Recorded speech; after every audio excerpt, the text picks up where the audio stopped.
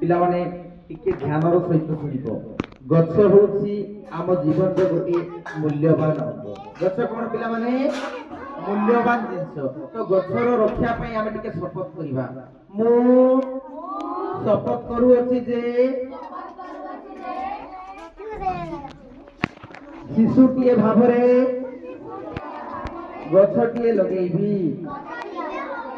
ଗଛର ଯତ୍ନ ନେବି, ପରିବେଶରେ ଥିବା ଗଛର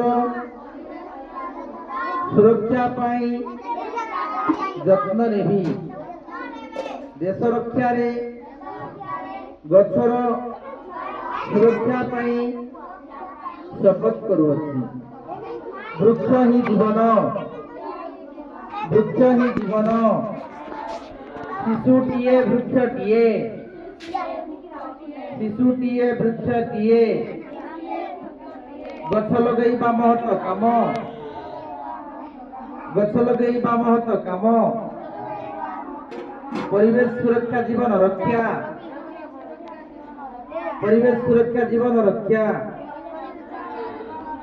ଓಂ ବୃକ୍ଷ ଦେବାୟ ନମଃ,